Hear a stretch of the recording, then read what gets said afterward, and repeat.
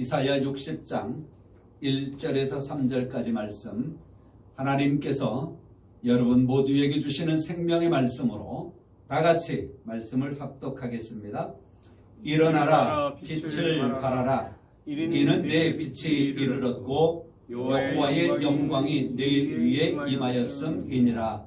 보라, 어둠이 땅을 덮을 것이며 캄캄함이 만민을 가리려니와 오직 여호와께서 내 위에 임하실 것이요 그의 영광이 내 위에 나타나리니 나라들은 내 빛으로 왕들은 비치는 내 광명으로 나아오리라. 아멘. 이 말씀이 여러분에게 큰 복이 되기를 주님의 이름으로 축복합니다. 우리가 일반적으로 철학이라고 하는 것을 많이 공부도 하고 이야기를 하지요. 철학의 두 축이 있습니다. 그것은 하나는 관념론이고 하나는 유물론입니다.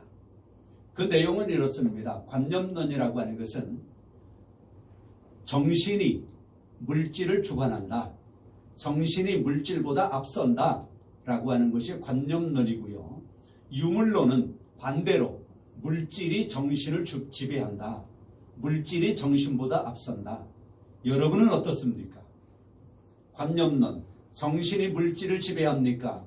아니면 유물론, 물질이 정신을 지배합니까? 이것은 굉장한 우리 인간됨의 가치관 속에 정립되어져 있어야 할 철학인 것입니다. 그런데요, 이 철학보다 더 상위 학문이 있다라고 말하잖아요. 신학입니다. 하나님의 말씀에 관한 신학입니다. 거기선 무엇을 이야기하느냐? 영, 하나님께서 우리 안에 넣어주신 하나님의 영, 이 영이 정신을 주관해야 되고 물질을 주관해야 되는, 즉 영이 육체보다 우월하고 앞서고 그 육체를 주관해야 된다라고 하는 것. 육신적인 사람은 어떨까요? 인간의 물질적인 본능적인 사람은 어떨까요? 육체가 정신을 지배하고 육체가 영을 지배하는 거예요. 그렇지요? 되는 대로 살자. 동물적인 사람들이 아마 그런 개념 속에 들어가지 않을까요? 자, 우리는 그렇습니다.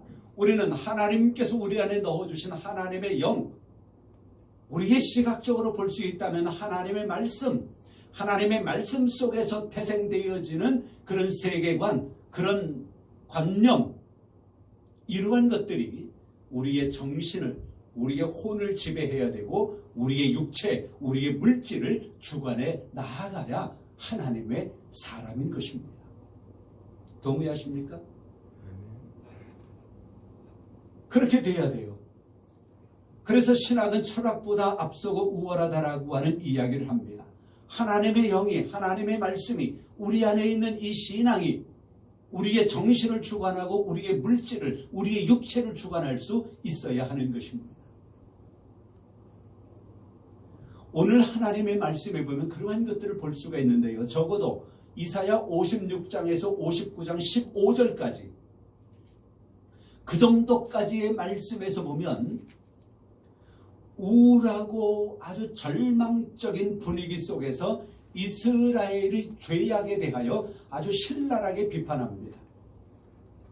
이건 뭐 여기뿐만이 아니라 많은 성경에서 이스라엘의 죄악에 대하여 비판하고 그러면 안 된다, 하나님의 심판이 있다 등등 이러한 것들을 우리가 많이 듣잖아요. 그런데 이사야 56장에서 59장 15절까지는 적어도 그런 말씀들로 가득해요. 아주 신랄하게 책망을 합니다. 이스라엘의 죄악에 대하여. 그리고 나서 59장, 그 옆 페이지에 있으니까 쉽게 볼 수가 있겠지요. 59장 16절부터의 말씀에 제가 가지고 있는 성경은 제목을 붙여놨어요. 그 제목에 보니까 이렇게 돼 있네요. 여호와께서 백성을 구원하려고 하시다.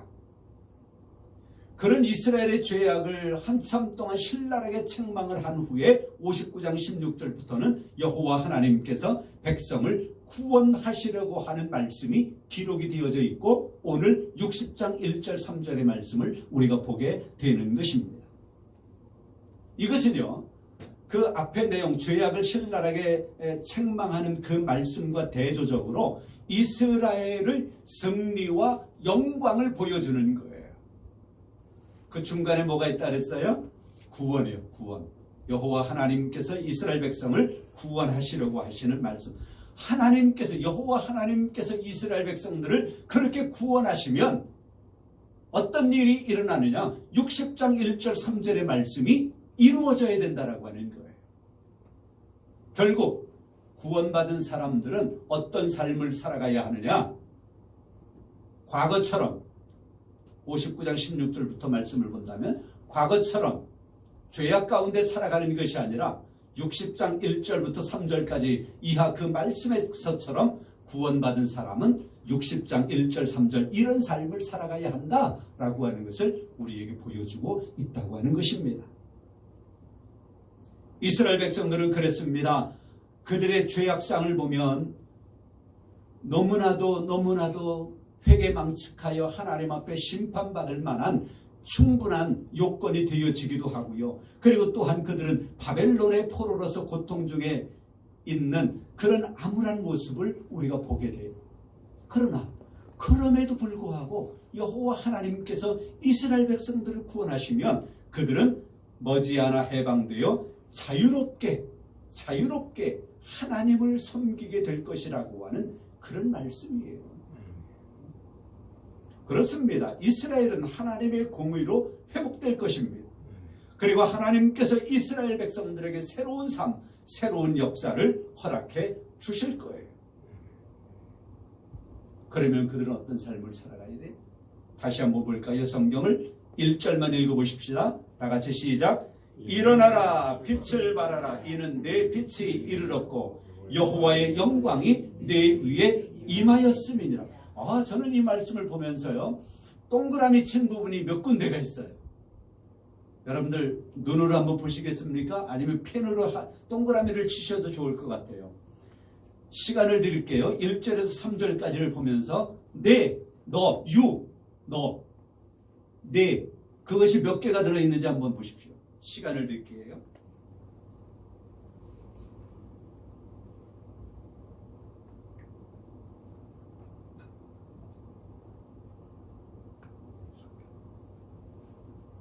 네, 제가 다 했으니까 여러분들 다 했을 것 같아요.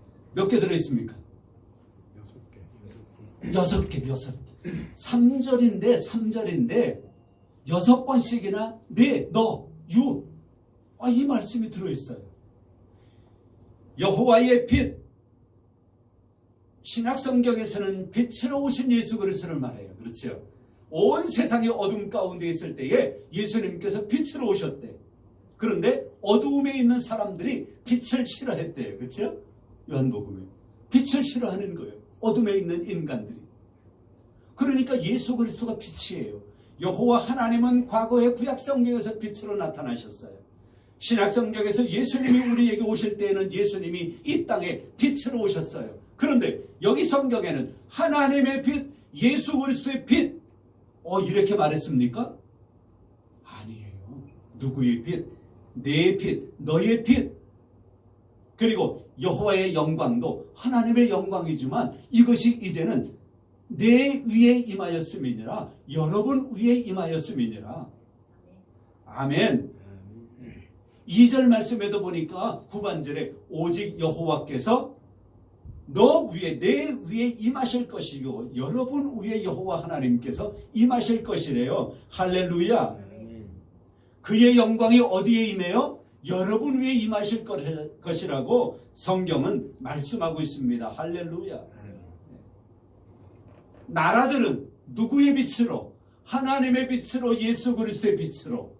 그렇죠? 그런데 그 빛이 이제는 59장 16절부터 여호와께서 백성을 구원하시면 그 빛이 누구에게? 내 안에, 여러분 안에 무엇이? 여호와의 빛이, 예수 그리스도의 빛이. 무슨 영광이? 하나님의 영광이 누구 위에? 여러분 위에. 우리 그렇게 위대한 사람입니다. 한 생명이 천하보다 귀하다는 말을 우리가 많이 듣기도 하고 이야기하잖아요. 왜 우리가 천하보다 귀해요? 철학적으로 보면 유물론적으로 물질이 육체가 정신을 지배한다라고 하는 사람들은 우리를 천하보다 귀하다고 말하지 못할 거예요. 물질이, 우리의 육체가 뭐가 귀해? 100년? 100년 살아도 건강하게 살면 얼마나 좋을까? 그러나 오래 살면 오래 살수록 때로는 질병으로 고생하는 그런 암울한 시기를 보내기도 하잖아요. 물론 오래 살기를 바라는 것이 인지상정이고 또 건강하게 살다가 세상 떠나는 것이 다 인지상정이지만, 그러나 우리는 그렇게 산다 하더라도 경점에 불구한 인생을, 안개의 뿐, 안개, 잠깐 왔다가 가는 나그네. 그런데 뭐가 귀해요? 우리가 천하보다 귀한 이유는 하나님의 영광이 내 안에 있고 예수 그리스도의 빛이 내 안에 있고 내가 그 영광으로, 그 그리스도의 빛으로 이 세상을 살아갈 수 있기 때문에 천하보다 귀한 거지요. 여러분, 그런 분들입니다. 그러니 우리 스스로 우리에게 자존감을 높일 필요가 있어요. 뭐 세상에서 어깨에 힘주는 이런 교만, 이런 것이 아니라 나는 귀한 사람이야. 금수저, 뭐 흙수저 이야기하지요. 전에 제가 그런 말씀 드렸어요. 복수저라고 하는 말을 제가 제일 먼저 썼거든요. 내가 알기로는. 듣지 못했어요. 제가 난 복수저야. 난 하나님의 복을 받은 사람이야. 그 말을 썼거든요. 그랬더니 얼마 있다가 복수저라는 말이 나왔어요. 제가 눈으로 봤어요. 그래서 뭐 그 전에 누가 썼는지 모르지만 저는 못 들었거든요. 우리는 복수저예요, 복수저. 하나님의 복을 가지고 이 세상에 태어났고 하나님의 복을 가지고 살아가며 하나님의 복락에서 영원하게 살아갈 영생을 누릴 복수저. 우리 스스로를 높이시기 바랍니다. 우리 한번 성경 읽어볼까요? 이렇게 읽어보십시다. 1절에서 3절까지 다 읽을 거예요. 그런데 네 자가 6번 들어갔다 그랬잖아요. 거기다가 자기 이름을 넣어서 하는 거예요. 저는 성경 읽을 때 그렇게 많이 하거든요. 근데 좀 쑥스러울 수도 있어. 그런데 자기 이름을 넣어보십시다. 이를테면 이렇게 하는 거지요. 일어나라 빛을 발하라. 이는 봉기의 빛이 이르렀고, 자기 이름을 넣는 거예요. 한번 자신 있게 당당하게 내 안에 그리스도의 빛이, 내 안에 하나님의 영광이 나타났다, 임했다라고 하는 믿음을 가지고 그렇게 한번 1절 3절까지 한번 읽어보겠습니다. 시작. 일어나 빛을 발하라. 이는 봉기의 빛이 이르렀고 여호와의 영광이 내 위에 임하였음이니라. 보라, 어둠이 땅을 덮을 것이며 캄캄함이 만민을 가리려니와 오직 여호와께서 봉기 위에 임하실 것이며 그의 영광이 봉기 위에 나타나리니 나라들은 봉기의 빛으로 왕들은 비치는 봉기의 광명으로 나아오리라. 아멘. 자, 중요한 말씀이 있어. 우리에게 적용해야 될 말씀.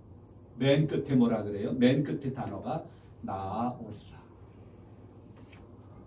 우리 안에 하나님의 영광이, 우리 안에 하나님의 빛이, 그리스도의 빛이 우리 안에 있다 그랬잖아요. 우리가 그 빛을 나타낼 때, 우리가 우리 안에 있는 그리스도의 빛을 반짝하고 나타낼 때, 우리의 위에 나타나 있고 우리 안에 있는 하나님의 영광을 꽝 세상에 나타낼 때 세상 사람들은 그것을 보고 나아오리라. 나아오리라. 그 빛으로 나아오고 그 영광으로 나아오는 거예요. 결국 하나님께로 나아오고 하나님께로 예수 그리스도 앞으로 나아오게 되는 그런 역사가 일어날 것이라고 하는 예언의 말씀인 것입니다. 밤에 해변가에 등대불이 반짝거릴 때 배들이 그것을 보고 자기의 갈 길을 찾아가잖아요.